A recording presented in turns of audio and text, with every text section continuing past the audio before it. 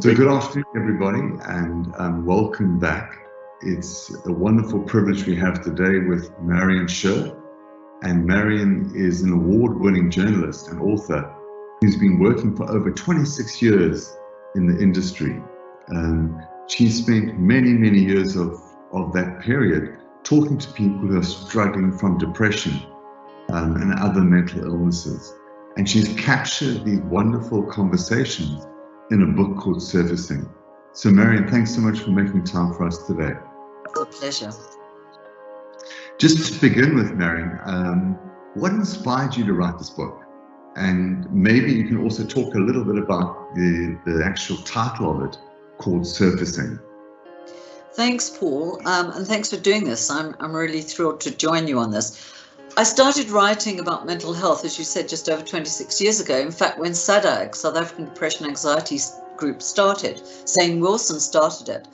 And in those days, I had a column for Cosmopolitan, and we'd write about women's jobs and so on. I met Zane, and I knew nothing about mental health, and she started telling me, and I got hooked. And I realized very quickly that when we published a story on mental health, the response we had from readers was quite incredible.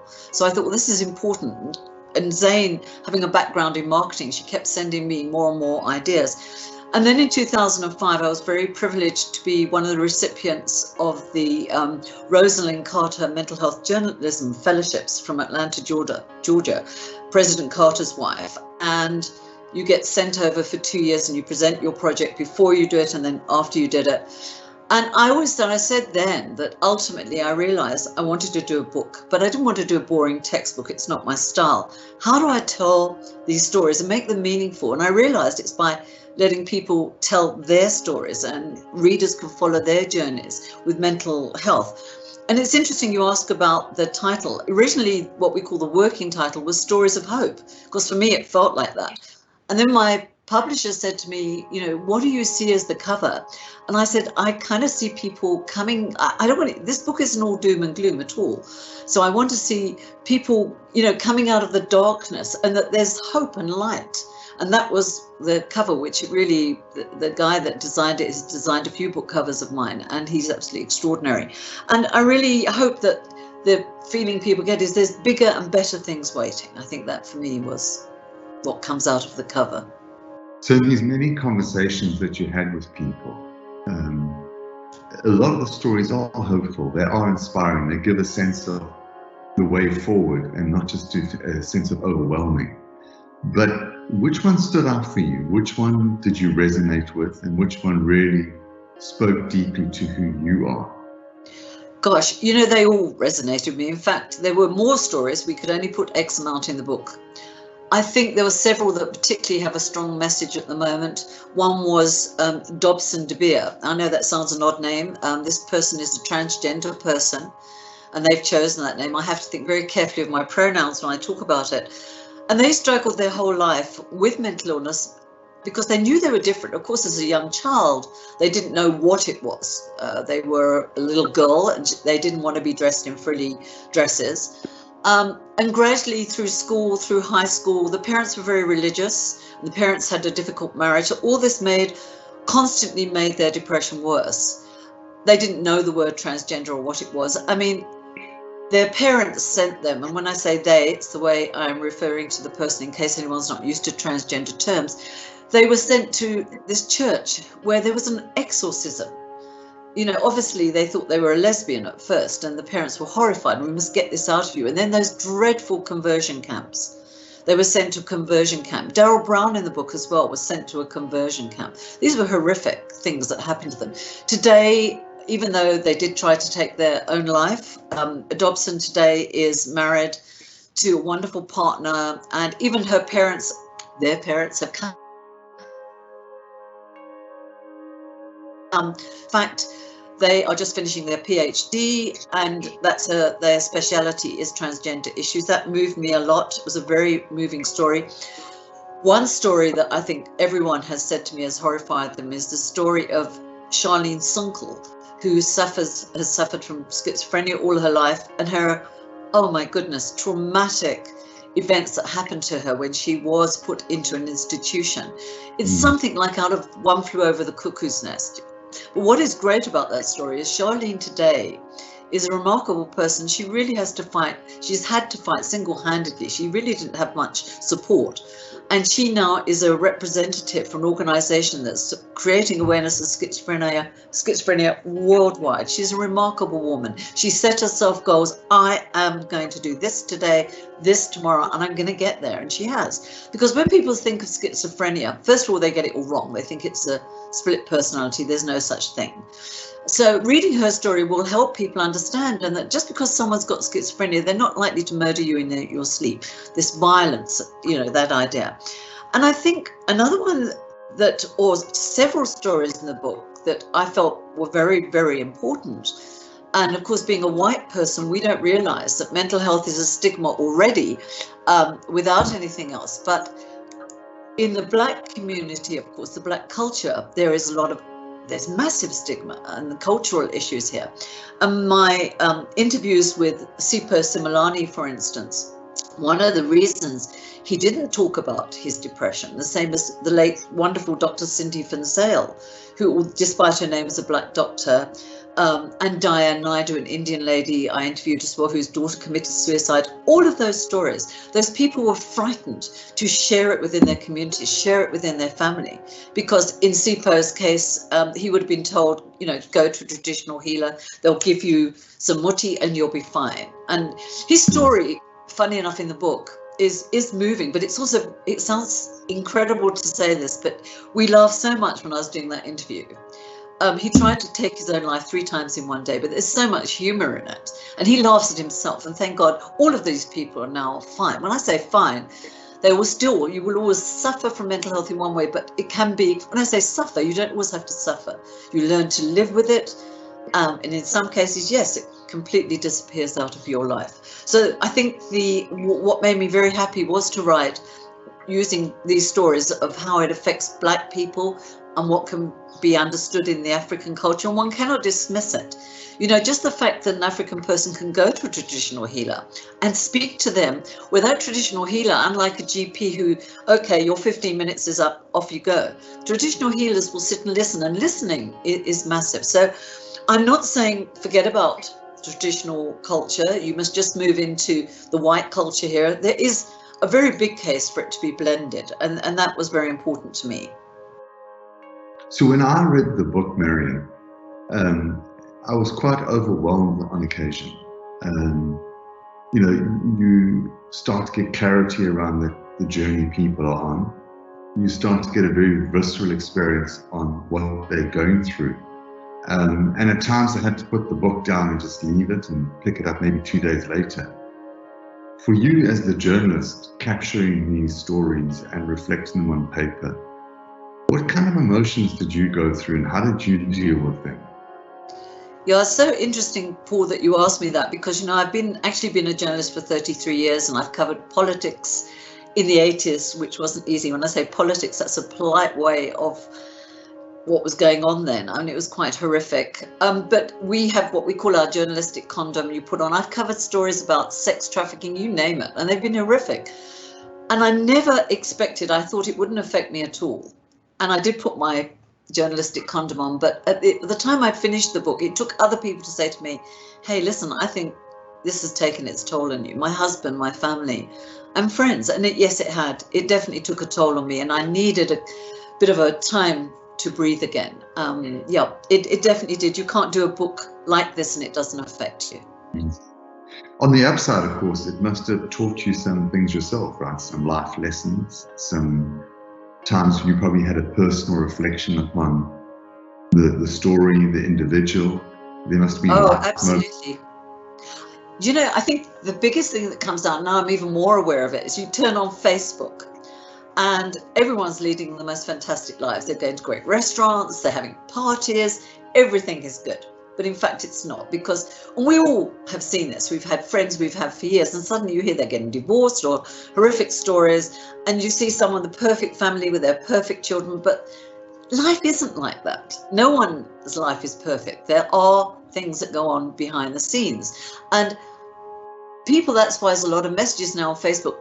We'll listen to you. If you're my real friend, will you listen to me when I'm down? I think, you've got to take the bad times with good times. And I've become much more aware what to look out for with my own friends and family when I think something is wrong. And of course, I'm always giving out SADAG's phone number left, right and centre. So I think that was my biggest learning. A lot of it then has got to do with destigmatization. You spoke about the journeys of some of those individuals that you resonated with. And you spoke about the importance of being aware and being available and supportive. But what more can we do to help move the discussion on for mental illness and for people to feel it's actually okay to not be okay, and it's nothing wrong about it, it's just a journey?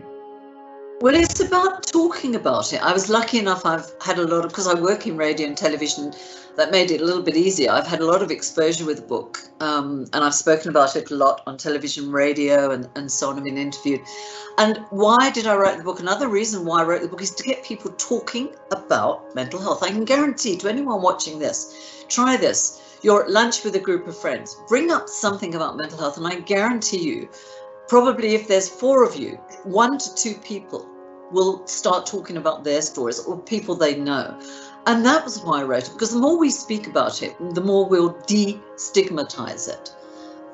Yeah, I think that was it. When I was in America working at the Carter Center, and I've worked in America at other times, there, going to a therapist is as normal as having your regular checkup with a dentist or whatever. But here, if you mention that you go to a therapist, people look at you funny. So that's the whole thing. It is improving. It's definitely improving.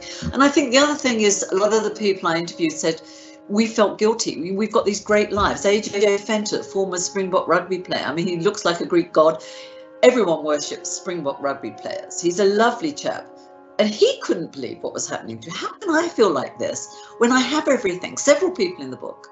Alexandra Wallace, who suffered from postnatal depression. She went through a dreadful time. She lives in this magnificent house in an estate in Durban. Her husband's got a top job. She's got, on the surface, she's got everything. And even her own family kind of thought, what's the matter with you? You've had a baby, get on with it. Nobody realizes what went on behind those doors. And it can be very, very tragic incidents like that. And they can very easily lead to suicide. So it's very, very important we destigmatize this. So you mentioned 26 years in writing about, mental depression and mental anxiety and all mental wellness. And in that time, your role as a journalist has changed, right? It's gone from these hard copy books all the way through to social media. So I'm just trying to sort of fathom, do you think the different channels of communication and getting that message out, has it brought about positive outcomes for us? Has it accelerated the discussion on mental health, or is it reinforced some of the stigma, reinforced some of the stereotypes? There's both sides to this, definitely. It has, my new book that I'm doing at the moment is on bullying. And of course, with social media, especially with not just young people, all people, social media can play a very negative role because people will go on rants about people, and that can increase people's depression and lead to suicide. It can be a dreadful thing. But in terms of getting the word out, it's been great. As I mentioned about SADAG taking advantage of it and having their Facebook Fridays where they get a mental health care professional, and people anonymously, or they can use their real names, can ask questions and they get answered free. And now, as I said, with TikTok, they did their first TikTok session last week, and they had literally thousands of people on it, young people who use TikTok, because TikTok is fast taking over from all the other social media channels with young people. So what a way to reach people. And I think the other thing is so exciting is when you're on social media, you can speak to people all over the world. When we did the book launch, I had people from all over the world at that launch, where normally I'm at exclusive books and how many chairs can we get inside, and in fact, one book I did, we had people flowing right out into the mall, but that's still only a few hundred people. So social media, it has its good and its bads. And I think, for parents listening, watch your kids with social media. I know it's almost impossible, but just see what they're on social media, because there's, of course, also a lot of rubbish out there and disinformation, misinformation. Marion, in terms of, you mentioned about sitting down at lunch and having a chat to your friends. You speak about raising awareness, but we as individuals, mixing with our family and mixing with our friends, we can help too, right? And what are those kind of signs and symptoms we should be watching out for? I'm not saying we should become psychiatrists and psychologists, but Yes. become friends, right? A friend that's vigilant and aware. What can we look out for?